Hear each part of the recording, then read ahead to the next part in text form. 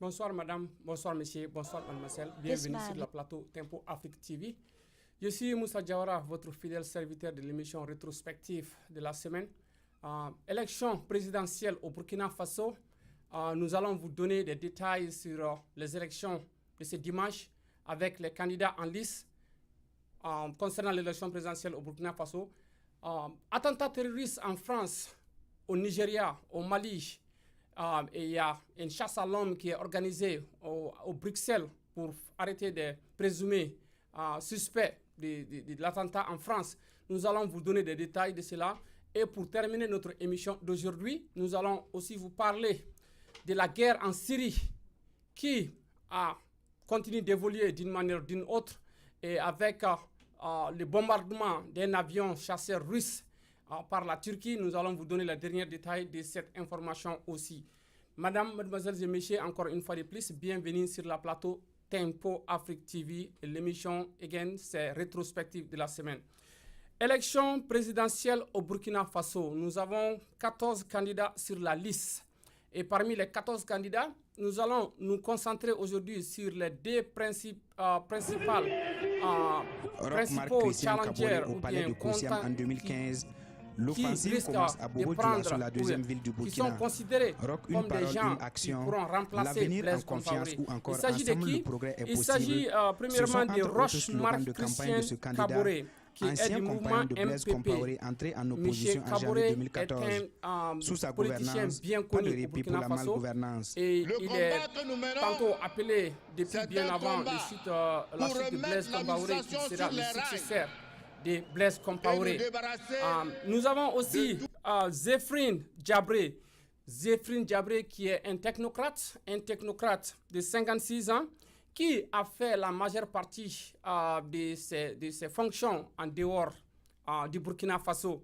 Donc nous avons ici des grands poids lourds de la vie politique, la scène politique burkinabé qui risquent d'aller au deuxième tour pour se départager afin de pouvoir élire un président démocratiquement au Burkina Faso. La transition burkinabèse, on peut dire qu'elle a fait un très bon travail en organisant des élections présidentielles libres et transparentes.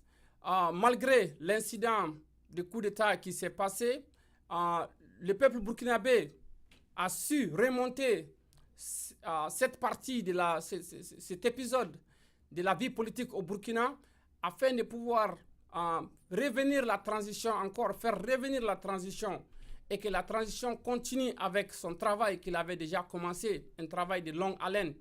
Et ce travail, si tout va très bien, les Burkinabés auront le résultat du travail abattu par la transition. Encore une fois de plus, faut-il le rappeler que la transition burkinabèse, aucun membre de la transition burkinabèse ne sera candidat à cette élection. Donc, nous pouvons nous attendre à une élection libre, transparente, même si il y a toujours des remue-ménages concernant les cartes électorales. Nous sommes confiants, nous pouvons dire qu'avec une certainté que les élections de ce dimanche 29 novembre vont se passer dans de très bonnes conditions et qu'enfin, le peuple burkinabé pourra élire un président démocratiquement et qu'un président que toute la classe politique burkinabèse sera prête à le soutenir afin que le Burkina puisse aller de l'avant, afin que certains grands sentiers qui devaient prendre lieu depuis belle lurette, ils n'ont pas eu cette chance-là, pourront au moins nous pourrons avoir un espoir que ces sentiers que le peuple burkinabé veut voir vont finalement prendre en place. Puisque nous parlons d'élections présidentielles au Burkina Faso, en même temps, le gouvernement de transition du Burkina, le jeudi passé, a eu à arrêter 13 suspects. Arrestation de 13 suspects avec des matériels de guerre. Et ces gens-là sont en connexion avec l'attaque d'une gendarmerie. Une gendarmerie au nord du Burkina Faso avait été attaquée en mois de juin ou de juillet. Et c'est très suspect. Parmi ces 13 suspects, il y a des Burkinabés, mais aussi il paraît qu'il y a des Maliens du Nord, des Touaregs du Nord. Donc, ces jolis coups à l'approche des élections de ce dimanche vont encore une fois de plus donner une assurance au peuple burkinabé comme quoi que ces élections vont très bien se passer et se passer dans de très bonnes conditions. Ce que nous osons dire, c'est de croire qu'à la fin de ces élections, que le gagnant sort gagnant et que les vaincus, les perdants, reconnaissent leurs pertes et leur prendre leur courage en main afin de pouvoir appeler le gagnant, si possible, lui féliciter, mais aussi de l'accorder leur soutien afin de pouvoir travailler main dans la main pour faire avancer le Burkina Faso. Parce qu'encore une fois de plus, c'est de cela que nous avons besoin. C'est de cela que nous voulons voir. L'Afrique de l'Ouest est fatiguée avec ces guerres après les élections ou bien avant les élections. Ces guerres, nous avons toujours constaté que ces guerres ne nous apportent rien si ce n'est pas de la désolation et de la tristesse pour nos peuples. Donc, voir des élections démocratiquement libres et transparentes sortir un vainqueur des urnes et que ce vainqueur soit reconnu par tous et que ce vainqueur soit épaulé, sinon soutenu par tous, cela ne montre que de la patriotisme pour le peuple burkinabé. Et ce patriotisme-là, nous savons que le peuple burkinabé peut nous envoyer ça. Nous savons que le peuple burkinabé, la classe politique burkinabèse, peuvent faire cela après avoir sorti d'une crise qui ne dit pas son nom.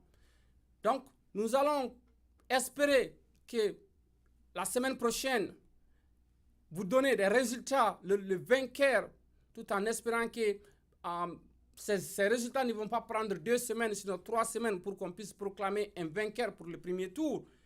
Et que nous saurions, parce que généralement c'est comme ça en Afrique, 2 semaines après le premier tour, s'il y a lieu d'avoir un deuxième tour, ce deuxième tour pourra avoir lieu. Et que cela donnera la chance aux 2 candidats qui vont avoir le maximum de votes, de taux de vote, pourront faire campagne encore avec l'autre classe, le reste de la classe politique burkinabé, afin de pouvoir faire des alliances et aller pour un deuxième tour pour qu'on puisse enfin connaître le président démocratiquement élu du Burkina Faso. Donc, du Burkina Faso, nous allons aller dans le chapitre du terrorisme, si je peux le dire. Le terrorisme qui ne dit pas son nom dans ces temps-ci. Nous pouvons dire que le monde est à croisée des chemins. Terrorisme au Nigeria, le Nigeria où Boko Haram continue de faire parler de lui-même. Le Nigeria où on avait eu espoir, on continue d'avoir un espoir que le président Bahourou, qui a été élu haut la main il y a 6 mois de cela, va tout faire, tout mettre en œuvre pour vaincre le terrorisme ou bien pour vaincre Boko Haram au Nigeria. Et nous pouvons dire que Bahourou est en train de faire un travail de fond, un travail d'haleine. Mais, encore une fois de plus, Boko Haram ne s'est pas résigné. Puisque la semaine dernière, Boko Haram il y a eu des explosions spectaculaires dans beaucoup de marchés au nord du Nigeria, qui a fait périr des centaines de personnes, des innocents, qui n'ont rien à voir avec ce qui se passe entre les leaders de Boko Haram et le gouvernement nigérian, qui n'ont rien à voir avec ce qui se passe dans ce monde entier. Des innocents qui sont en train d'être formés, des innocents, des enfants, si nous pouvons le dire, à qui on leur fait comprendre que s'ils ou elles meurent, ils iront au paradis. Des enfants auxquels on leur donne des ceintures d'explosifs pour aller dans les marchés et se faire exploser pour tuer le maximum de gens. Cette atrocité, nous n'en avons pas besoin. Ce sont des actes ignobles, des actes lâches, des actes qui ne sont pas dignes de l'humanité. Ce sont des actes que nous constatons un peu partout maintenant dans le monde entier, qui est en train de salir l'image de certaines religions, qui est en train de salir l'image, ternir l'image de l'Afrique, sinon du monde entier. Puisque nous parlons dans les mêmes registres du terrorisme au Nigeria. Le Nigeria n'est pas le seul pays au monde où il y a des explosions chaque jour. Nous avons aussi assisté avec indignation l'attentat terroriste perpétré en France la semaine dernière. Des kamikazes qui se sont fait exploser auprès des stades. Des kamikazes qui sont partis, sinon des terroristes qui sont partis dans des salles de concert pour tuer le maximum de gens qu'ils peuvent. Des terroristes qui ont visé des restaurants pour endeuiller des familles. Mais pourquoi tout ça? La question, elle reste posée. Pourquoi ces attaques de ces innocents? Pourquoi autant de sang doit-il couler? Pour quelles raisons? Pour des raisons différentes, mais pour des raisons injustifiées. Ces attaques, nous les condamnons avec la dernière énergie. Ces attaques, ce sont des attaques lâches et ignobles. Au lieu qu'on s'attaque à des populations, à des citoyens innocents qui, tout simplement, se sont retrouvés au mauvais endroit et au mauvais moment, à les endeuiller, parce qu'on ne peut pas avoir accès à ces leaders du monde à qui on fait des reproches. Cela servira-t-il à quoi? Cela ne servira à rien. Ce que nous constatons avec le terrorisme de nos jours, je pense que le terrorisme, ce n'est plus un problème d'une nation. Ce n'est plus un problème d'un pays. Le terrorisme, c'est un problème mondial. Et pour vaincre le terrorisme et pour combattre le terrorisme, je pense que les leaders du monde doivent se donner les mains dans la main. Et ensemble, nous pourrons vaincre le terrorisme. Ensemble, nous pouvons éliminer ces ennemis de l'humanité. Le terrorisme en France a fait 130 morts de nos jours. En un seul jour, il y a eu 6 explosions dans des différents endroits stratégiques de Paris.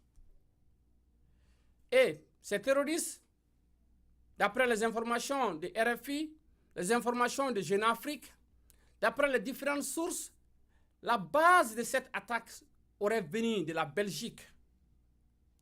Ce sont des citoyens belges d'origine ou bien marocains qui auraient orchestré cette attaque et qui ont quitté la Belgique pour venir en France pour commettre de telles atrocités. De ce fait, les investigations continuent. Il y a eu des arrestations, il y a eu des terroristes qui ont été neutralisés. Mais la Belgique, elle continue toujours. Parce qu'il y a de ces terroristes de nationalité belge qui sont en fuite, mais ne sachant pas où ils sont, ne sachant pas où ils sont partis. Le gouvernement belge est à pied d'œuvre pour tout faire pour retrouver ces fous de Dieu, si on peut le dire, ces ennemis de l'humanité, afin qu'ils puissent répondre devant la justice. Certains d'entre eux ont été arrêtés, mais il y a de ces leaders, de ces terroristes qui sont jusqu'à présent en fuite.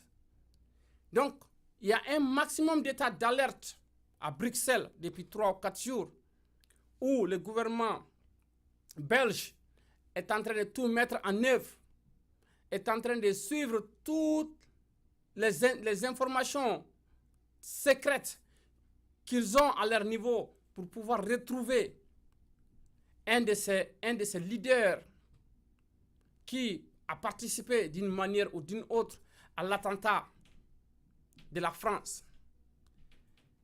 Comme le terrorisme est devenu un mode spectaculaire aujourd'hui, nous parlons du Nigeria où Boko Haram sévit et continue d'endeuiller des familles chaque jour que le bon Dieu fait. La France, qui pour une deuxième fois ou pour une première fois a subi ces mêmes attaques terroristes, à une semaine de l'attaque terroriste, nous avons aussi encore une fois de plus assisté à une autre attaque. Et cette fois-ci où au Mali où il y a eu l'attaque de l'un des hôtels de 5 étoiles au Mali, qu'on appelle Radisson Blu Hotel. Radisson Blu Hotel aurait été attaqué par des terroristes. Et de nos jours, les investigations continuent. Et cette attaque a résulté à la mort de 22 personnes, selon le gouvernement du Mali. Ces terroristes de nationalité, aujourd'hui, les informations continuent de venir. Aujourd'hui, pour la première fois, il y a nos confrères de Jeune Afrique qui auraient dit que ces terroristes maintenant auront une nationalité somalienne. Les deux terroristes abattus sont de nationalité somalienne. Il y a notre confrère aussi de Mali Web qui confirme cette même thèse avec les investigations qui continuent toujours. Mais de quoi il s'agit-il? Il s'agit d'une attaque lâche, une attaque ignoble, une attaque qui n'a aucun sens, une attaque aussi qui a été revendiquée par plus de 3 groupes terroristes. Il y a le mouvement de Mokhtar Belmokhtar, l'Algérien, Al-Maraboutine, qui a revendiqué cette attaque en disant qu'ils l'ont fait de connivence avec Al-Qaïda au Maghreb. Mais par contre aussi, il y a une organisation locale terroriste au Mali, au nord du Mali, qui aussi a revendiqué cette même attaque. Et cette organisation est dirigée par un certain Amadou Kofa, un Peul, qui a créé une organisation comme quoi de lutte contre qui vient de Massina. Donc, nous assistons de nos jours à des attaques terroristes qui sont non pas seulement spectaculaires, mais qui sont en train de faire des dégâts physiques, des dégâts émotionnels, des dégâts moraux. Donc dire que le terrorisme est un problème d'une nation, ce n'est pas réellement comprendre ce que veut dire le terrorisme. L'attaque du Radisson Blu à Bamako a duré 7 heures de temps pour pouvoir neutraliser ces 2 terroristes. Ces terroristes n'étaient pas des gens qui étaient très bien organisés, si on peut le dire. Parce qu'aller vouloir prendre en otage un hôtel où il y avait 170 clients et employés dans ce même hôtel, il sera difficile de comprendre que 2 personnes pourront se charger d'exécuter de telles atrocités. Mais ces terroristes ont eu à parler d'eux-mêmes, puisque à leur arrivée à l'hôtel, ils ont tout simplement ouvert le feu sur tout ce qui bouge. Ils ont pris des gens en otage dans les ascenseurs. Nulle n'était l'intervention des forces spéciales maliennes qui s'étaient venues en premier lieu pour essayer de limiter les dégâts. Parce que d'après plusieurs de nos confrères, ces terroristes auront commencé à neutraliser, à tuer les gens au premier floor. Et ils sont montés à la 4e étage. Et quand ils étaient montés à la 4e étage, c'était une chance pour les forces maliennes de les coincer à la 4e étage afin de pouvoir faire évacuer des gens qui étaient entre la 4e étage et le 1er étage. Avant qu'il n'y ait des aides, il y a eu l'aide de la France qui a dépêché 20-25 de leurs soldats d'élite du Burkina Faso pour venir en renfort aux forces armées maliennes Parce que les informations circulaient partout que ces terroristes, ils étaient un nombre de 15. Chacun y spéculait de sa manière. Et par la même occasion, par une chance de Dieu, il y avait aussi des soldats américains qui étaient là pour la protection de leurs ambassades, qui sont venus aussi au secours des forces maliennes pour enfin pouvoir neutraliser ces terroristes. Cette terreur, nous en avons assez. Ces attaques lâches et ignobles, nous n'en avons pas besoin. Comment pouvions-nous éviter que ce genre de situation ne se reproduise encore dans n'importe quelle partie du monde? Je pense que la solution, elle est quoi? Elle est aussi simple. Comme je peux le penser, il faut que le monde se donne la main dans la main. C'est la main dans la main, c'est la seule manière pour pouvoir combattre le terrorisme. Partager les informations secrètes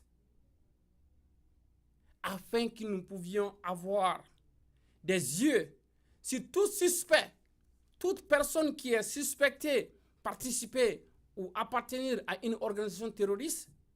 Nous devons le devoir de partager ces informations d'État en État, de nation en nation, afin de pouvoir les neutraliser, afin de pouvoir limiter les dégâts comme nous le voyons de nos jours. Parce que les dégâts, nous en avons. Et nous n'en avons pas fini de voir ces dégâts. Parce que pendant que nous parlions à l'heure ainsi, vous trouverez qu'il y a de ces terroristes qui sont encore à l'œuvre, en train de former un autre plan. Et quel pays sera le cible? Personne ne le sait. Donc le terrorisme, c'est quelque chose qui endeuille, qui nous a endeuillés, qui continue d'endeuiller le monde entier, par l'Afrique seulement. Mais le terrorisme en Afrique encore est beaucoup plus grave. Parce que la plupart de nos pays africains n'ont pas les moyens nécessaires pour lutter contre ces terroristes.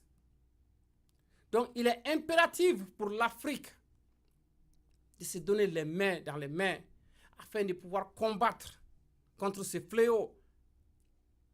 Et c'est ensemble, que les mains dans les mains, que les autres pays nous viendront en aide. Puisque ce terrorisme, ça ne fait que continuer. Du Nigeria à la France, de la France en Belgique, la Belgique au Mali. Et 2 jours après, il y a eu un attentat terroriste qui s'est passé en Tunisie, où la sécurité rapprochée du président de la République, le bus qui les conduisait, ce bus a explosé. Il y a eu 12 morts sur les champs. Donc c'est pour dire que le terrorisme ne vise pas une religion, un individu. Le terrorisme, ça peut venir de n'importe quel pays, que ce soit musulman ou chrétien, ça peut venir de n'importe quel pays. Donc comment l'arrêter? Donnons-nous main dans la main afin de pouvoir combattre ces fléaux. Je pense que c'est la seule solution. C'est la seule solution de se donner les mains dans les mains pour combattre ces fléaux. C'est ensemble que nous pourrons le faire. Puisque nous parlons toujours de terrorisme et nous sommes dans les chapitres du terrorisme, je m'en vais vous parler de la situation de l'autre côté, en Syrie.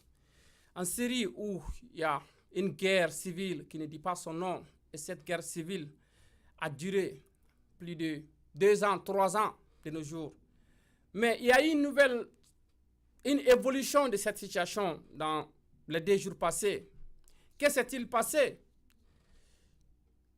La Turquie qui fait frontière avec la Syrie et la Russie qui a donné une main forte au président syrien à lutter contre les rebelles qui luttent contre le régime de Assad. Pendant des bombardements russes, il serait trouvé qu'un avion de chasse de la Russie aurait violé l'espace aérien de la Turquie. Et pour cette raison, la Turquie aurait abattu un chasseur bombardier de la Russie ce qui a mis le président russe dans tous ces états. Donc, il y a une tension entre la Russie et la Turquie. Et cette tension est quelque chose qui fait peur au monde. Pourquoi ça fait peur? Tout en sachant que l'OTAN est constituée des États-Unis, de la France, de l'Angleterre, de l'Allemagne, de la Turquie, et tout en sachant les relations tendues diplomatiques entre la Russie et les États-Unis, cette affaire pourra aller à un autre niveau que nous n'espérons pas voir. Un avion russe abattu par la Turquie, et on pouvait voir des images, s'il y a des images. Les deux pilotes de l'avion russe se sont éjectés de leur chasseur bombardier, et en parachutant, ces mêmes deux pilotes auraient été abattus par des rebelles, ou sinon, on ne sait pas si c'était des rebelles ou bien si c'était l'armée turque ou bien si c'était ISIS qui aussi est dans le même milieu. Les deux pilotes, avant d'atterrir sur terre, étaient déjà morts parce qu'on les aurait tirés dessus quand ils étaient en train de parachuter. Et pour rescaper un de ces pilotes, croyant toujours en vie, la Russie avait envoyé un hélico avec des marines pour aller secourir à leurs pilotes. Et un de ces marines aussi a été tué. Et pour donner une réponse à tout ça, la Russie aurait le président Poutine de la Russie aurait bel et bien dit qu'il le sent comme s'il avait été poignardé au dos et qu'il aura une conséquence. Et cette conséquence n'a pas tardé. Cette conséquence, elle est venue il y a tout simplement 2 jours de cela, quand des chasseurs bombardiers russes encore ont bombardé une cinquantaine de citernes qui avaient des pétroles partant vers la Turquie. Donc, cette situation va nécessiter à ce qu'il y ait une réunion d'urgence de conseil de sécurité afin de pouvoir partager les responsabilités, afin que cette situation n'escalade pas à autre chose. Parce que si le président Barack Obama disait que la Russie a le droit de défendre son territoire, son espace aérien, ce qui est quelque chose de très vrai et clair, la Russie aussi se dit qu'il a le droit de supporter Bachar contre les rebelles qui sont en train de l'attaquer. Et de ce fait, avec cette frontière entre la Turquie et la Syrie, si Poutine, le président russe, devait continuer à bombarder les citernes qui doivent transporter du pétrole de la Syrie pour venir en Turquie, ça va créer un problème très sérieux. Mesdames, Mesdemoiselles et Messieurs, pour conclure tout ça, je me suis posé pas mal de questions. Et ces questions, je m'en vais les partager avec vous, avec les téléspectateurs de Tempo Afrique TV, afin que nous y pensions tous. Ces attaques terroristes, ces guerres qui se passent au Moyen-Orient, avons-nous vraiment pensé les dégâts qui est en train d'être causé par les bombes qui tombent chaque jour en Syrie? Avons-nous vraiment pensé aux innocents, femmes et enfants et vieux qui sont dans ces coins de guerre, qui n'ont pas espéré, qui n'ont pas souhaité être dans ces coins de guerre? Combien de morts y a-t-il par erreur? Combien d'innocents meurent chaque jour à travers les bombes qui les sont balancées? Parce qu'une chose est sûre, quand il y a des attaques terroristes comme au Mali, Nous l'avons vu à la télé, nous avons vu le nombre de casualtés, le nombre de personnes qui ont été tuées. En France, on a parlé de 130 morts. Mais savons-nous combien de gens meurent qui n'ont pas demandé à être là où ils étaient? Il est difficile, sinon impossible, de croire que tous ces bombardements, que ce soit russe, que ce soit turc, que ce soit américain, que ce soit français, sont en train de cibler des terroristes. Comment savons-nous, au moment où on bombarde ces coins, que ces terroristes-là sont là? Savons-nous que ce sont ces terroristes tout simplement qui sont dans ces coins, ou bien ils sont là avec des civils, des enfants, des femmes, des vieux? Nous ne le savons pas. Nous parlons de génocide chaque jour.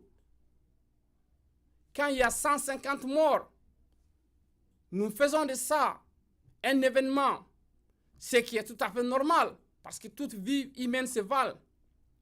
Mais avions-nous pensé au nombre de gens qui meurent chaque jour quand on leur largue des bombes dans des coins de guerre, des innocents, des femmes, des enfants qui n'ont jamais eu à prendre part à quoi que ce soit, qui n'ont pas souhaité être là, qui n'ont pas souhaité être des morts, qui n'ont rien à voir avec cette guerre, une guerre d'intérêt, une guerre qui ne dit pas son nom.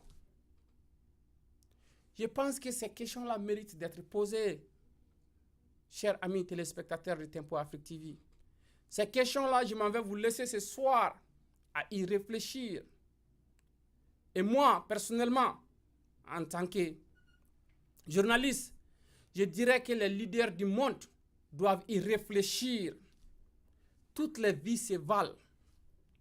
Qu'il y ait 150 morts à Paris, or qu'il y ait 2000 morts en Syrie, ou bien en Irak, ou bien dans une autre part du monde, toutes les vies se valent.